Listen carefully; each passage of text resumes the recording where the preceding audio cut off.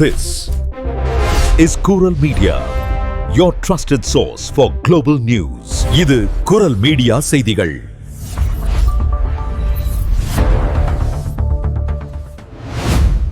France மின்சார வாகனங்கள் சாலையில் ஓடும்போதே சார்ஜ் செய்யக்கூடிய உலகின் முதல் சாலையை அறிமுகப்படுத்தியுள்ளது.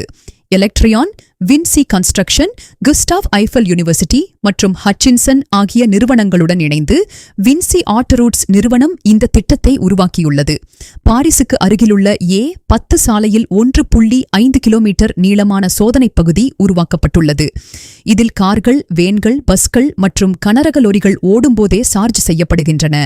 வாகனத்தை நிறுத்த தேவையில்லை, பிளக் தேவையில்லை. இந்த தொழில்நுட்பம் சாலை அடியில் பொருத்தப்பட்ட காயில்கள் மூலம் வாகனங்களில் உள்ள ரிசீவர் யூனிட்களுக்கு மின்சாரம் அனுப்புகிறது. சோதனைகள் மூலம் 200 கிலோவாட்டுக்கும் மேற்பட்ட சராசரி மின்சார பரிமாற்றம், 300 கிலோவாட்டுக்கு மேற்பட்ட உச்ச அளவுகள் பதிவாகியுள்ளன. இது ஒரு லொரி இயக்கத்திற்கே தேவையான சக்தியை விட இரட்டிப்பு அளவாகும். இந்த முறை மின்சார லொரிகளுக்கான பாரிய பேட்டரிகளின் தேவையை குறைக்கும் வாய்ப்பு கொண்டது. மேலும் வாகனங்கள் தங்கள் வேகம், பேட்டரி நிலை மற்றும் போக்குவரத்து நிலையை பொறுத்து சார்ஜ் அளவை தானாக மாற்றும் ஸ்மார்ட் எனர்ஜி மேனேஜ்மெண்ட் தொழில்நுட்பம் மேம்படுத்தப்படுகின்றது. இந்த முயற்சி நீண்ட தூர மின்சார வாகன போக்குவரத்துக்கு ஒரு நிலையான மற்றும் பசுமை தீர்வை வழங்கும் புதிய பரிணாமமாகும்.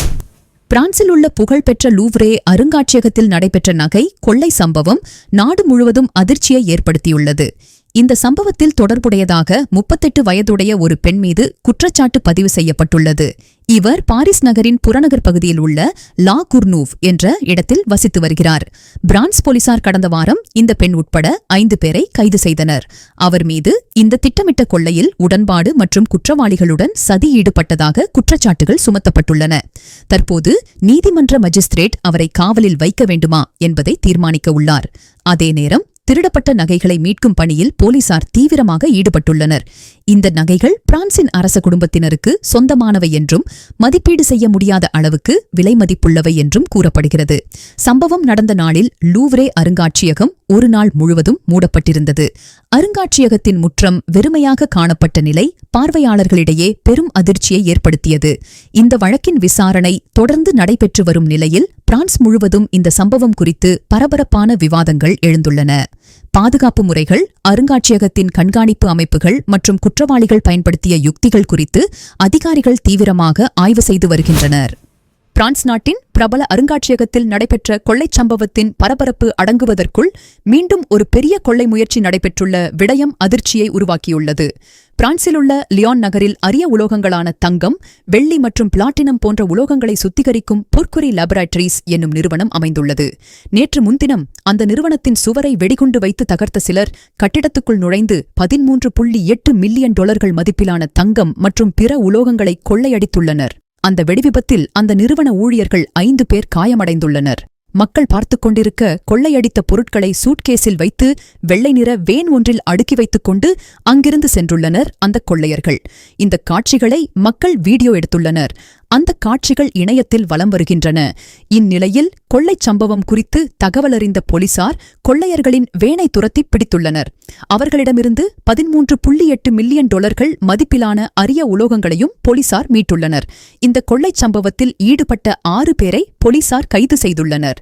அவர்களில் ஒரு பெண்ணும் அடக்கம் என போலீசார் தெரிவித்துள்ளனர். லூவ்ரு அருங்காட்சியகத்தில் நடைபெற்ற கொள்ளைச் சம்பவத்தின் பரபரப்பு அடங்குவதற்குள் மீண்டும் ஒரு பெரிய கொள்ளை முயற்சி நடைபெற்றுள்ள விடயம் கடும் அதிர்ச்சியை உருவாக்கியுள்ளது. இன்று நவம்பர் 1. புதிய மாதத்தில் பிரான்சில் பல சட்ட மற்றும் நடைமுறைகள் மாற்றம் பெறுகின்றன. குளிர்கால வெளியேற்றம், ட்ரேவ் ஹிபர்னால் எனப்படும் வாடகைக்கு வசிப்பவர்களை குளிர்காலங்களின் போது வீட்டை விட்டு வெளியேற்ற முடியாது எனும் சட்டம் இன்று 1ஆம் திகதி முதல் நடைமுறைக்கு வருகிறது. காவல்துறையினர் நீதிமன்ற அறிக்கை இல்லாமல் வாடகை செலுத்தவில்லை எனும் காரணத்தை காட்டி வாடகைக்கு குடியிருப்பவர்களை வெளியேறச் சொல்ல முடியாது. இந்த நடைமுறை மார்ச் 31ஆம் திகதி வரை நடைமுறையில் இருக்கும். புகையிலை அற்ற மாதம் ஒவ்வொரு ஆண்டும் மொய்சான்ஸ் டபாக் எனும் புகையிலை அற்ற மாதமாக நவம்பர் மாதம் கடைபிடிக்கப்படுகிறது. புகைப்பழக்கத்தை அடியோடு நிறுத்த மேற்கொள்ளப்படும் முயற்சிகளில் ஒன்றான இது இன்று நவம்பர் 1 முதல் நவம்பர் 30 வரை கடைபிடிக்கப்படுகிறது. புகைப்பழக்கம் இல்லாத எதிர்கால சந்ததியினரை உருவாக்குவோம். குளிர்கால டயர் குளிர்காலங்களில் ஏற்படும் பனிப்பொழிவு, ஈரத்தன்மையில் இருந்து பாதுகாக்க உங்கள் வாகனங்களில் குளிர்காலத்துக்கு ஏற்றது போன்ற டயர்களை பொருத்துவது கட்டாயமானதாகும். 2021ஆம் ஆண்டில் கொண்டுவரப்பட்ட எல்லோய் மாண்டாஞ் எனும் மலைச்சட்டத்தின் கீழ் இது முதல் கட்டமாக €175 குற்றப்பணம் செலுத்த வேண்டிய குற்றமாகும். மின்சார பயன்பாட்டில் புதிய மாற்றம். மின்சாரத்தினை 24 மணி நேரமும் பயன்படுத்துவோர் தற்போது பயன்பாட்டு நேரத்தை மாற்றிக்கொள்வதன் மூலம் பணத்தை சேமிக்க முடியும் என தெரிவிக்கப்படுகிறது.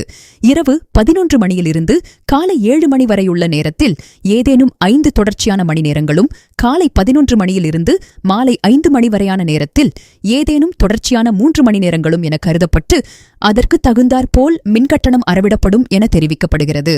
இந்த நேரமாற்றம் ஒவ்வொரு நகரங்களுக்கும் மாறுபடும். உள்ளூர் மின்சார ஊழியர்கள் அதனை மாற்றத்துக்கு கொண்டு வருவார்கள். இன்றுக்கு நவம்பர் 1 திகதி முதல் இது நடைமுறைக்கு வருகிறது.